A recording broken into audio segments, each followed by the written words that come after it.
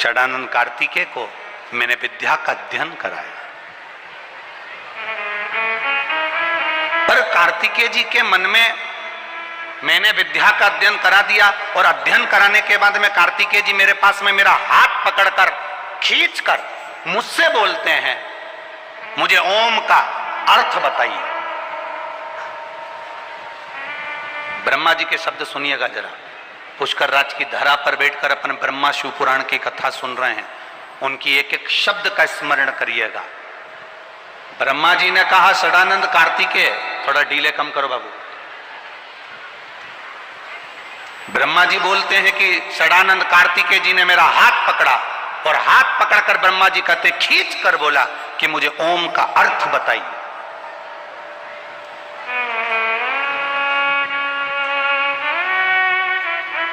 मुझे ओम का अर्थ सुनना है, मुझे ओम का अर्थ बताइए।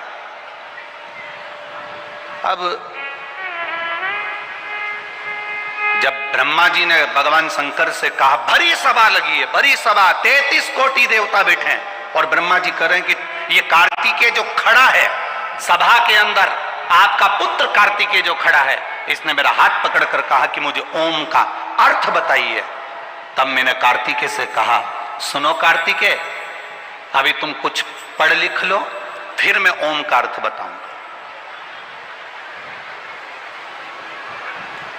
इसके बाद मैं ओम का अर्थ बताऊंगा। षडानंद कार्तिकेय जब नहीं माने तो 12 सहस्त्र व्याकरण के बराबर मैंने ओम का अर्थ कार्तिकेय जी को समझाया।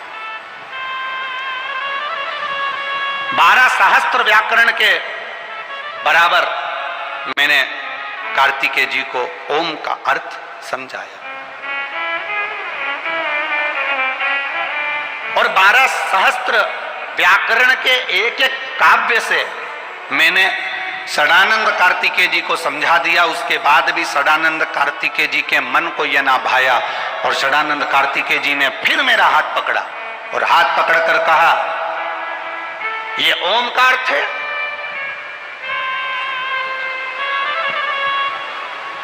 ये ओम का अर्थ है। षडानंद कार्तिकेय जी के मुख से निकल गया, ओम का अर्थ तो शायद मेरे पिता को भी स्मरण में नहीं होगा। जरा ध्यान देना शब्द पर। कभी कभी बेटा दुकान पर जब ज्यादा बैठना चालू कर देता है, पिता अपने बेटे पर सब कुछ छोड़ देता है, तो बेटे को यह महसूस होने लगता है कि मैं जितना अच्छा व्यापार कर सकता हूं मेरा बाप भी नहीं कर सकता। ये बेटे को अनुभव होता है, ये बेटे की चित्तवृत्ति में ये अनुभव होते हैं, ये बच्चे की चित्तवृत्ति में ये अनुभव हो जाते हैं।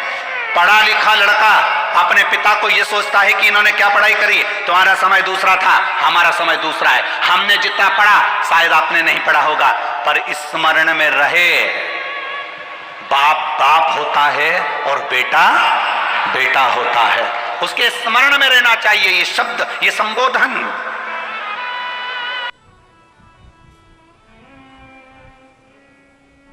ब्रह्मा जी के 4 मुख,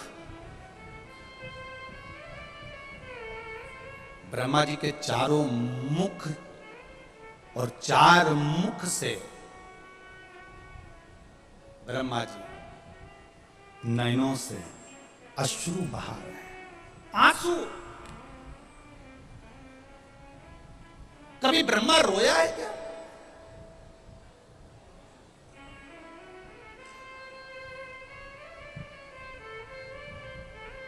ब्रह्मा जी का सिर कट गया तो ब्रह्मा नहीं रोए। ब्रह्मा जी को श्राप लग गया सावित्री माता का, तब भी ब्रह्मा नहीं रोए।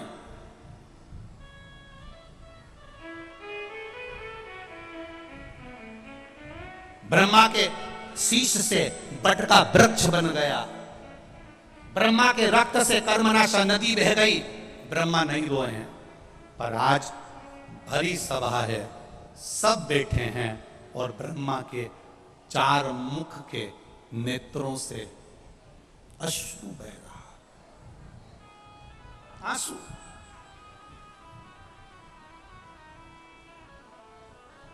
क्योंकि वो जगत का पिता है, सृष्टि का रचना करता है। एक पिता की दशा एक पिता जानता है। बेटा तो कह दिया कि ओम का अर्थ शायद मेरे पिता भी स्मरण नहीं कर पाते होंगे।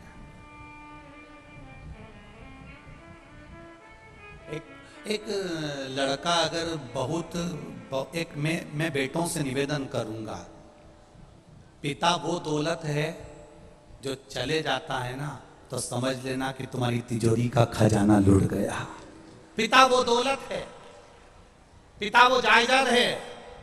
अपने पिता को कभी यह मत बताने की कोशिश करना कि तुमसे ज्यादा विद्वान मैं हूं।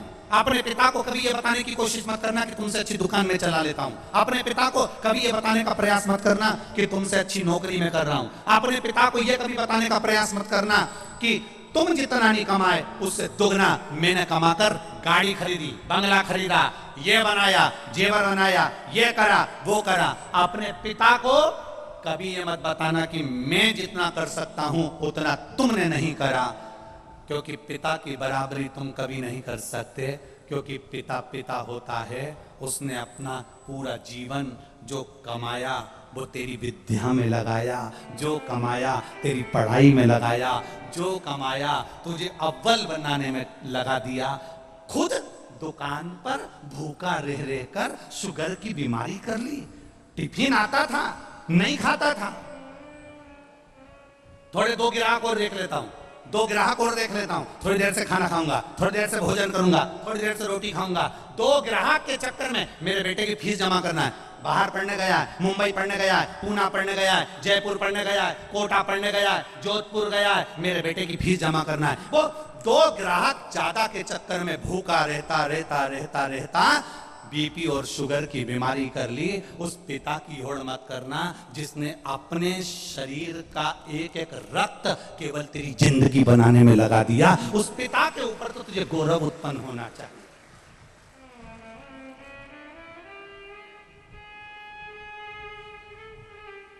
बड़ा दुख होता है जब किसी के मोबाइल पर हम स्टेटस पर देखते हैं ना, और वो लिखते हैं माय वाइफ माय लाइफ। बड़ा दुख होता है जब किसी के मोबाइल के स्टेटस पर देखा जाता है कि माय वाइफ माय लाइफ। तुम्हारे लाइफ बनाने में तुम्हारी वाइफ ने क्या क्या करा, एक बार पत्र में लिखे तो भेज भेरू। मैं तो इंतजार में बैठा हूं।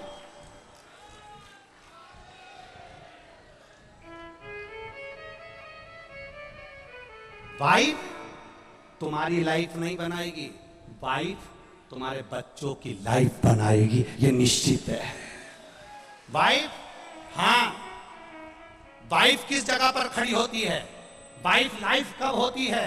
जब तुम बीमार पड़े हो, तकलीफ में हो, कष्ट में हो, कर्जे में लदालूम हो गए, दुख की घड़ी है, और तुम्हारी पत्नी तुम्हारे सामने खड़ी होकर कह दे चिंता मत करना, कर्जा भी हो गया तो मरने की मत सोचना, बीमारी आ गई ना टेंशन मत लेना, मैं तुम्हारे साथ कदम से कदम मिलाकर चलूंगी, चिंता मत करना। तब लिखना माय वाइफ माय लाइफ है।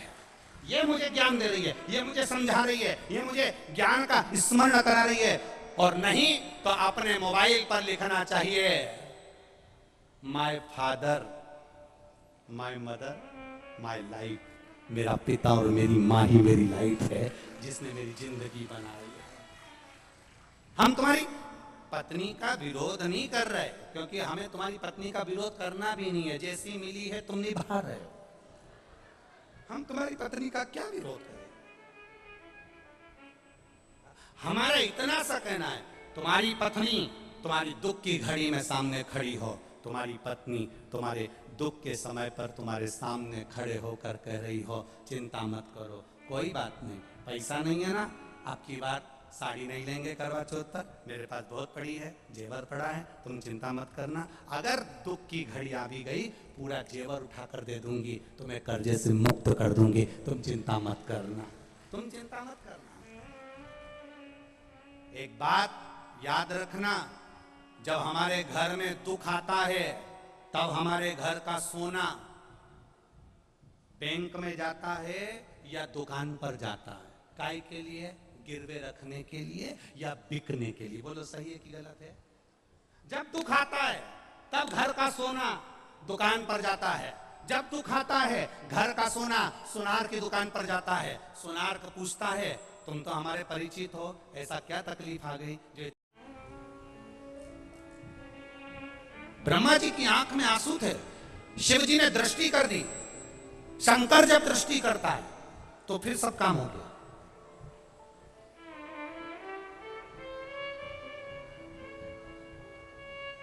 अब मेरे महादेव ने षडानंद कार्तिकेय से प्रश्न किया।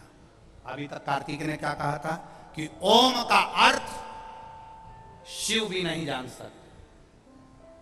जब ब्रह्मा जी के सामने 12 लाख व्याकरण काव्य के अर्थ से ओम का अर्थ समझा दिया ब्रह्मा जी ने, अब भगवान शिव ने षडानंद कार्तिकेय से कहा कि ओम के, अब तुमने सब समझ लिया ना, तो अब बताओ ओम के कितने अर्थ हैं? ओम के कितने अर्थ हैं?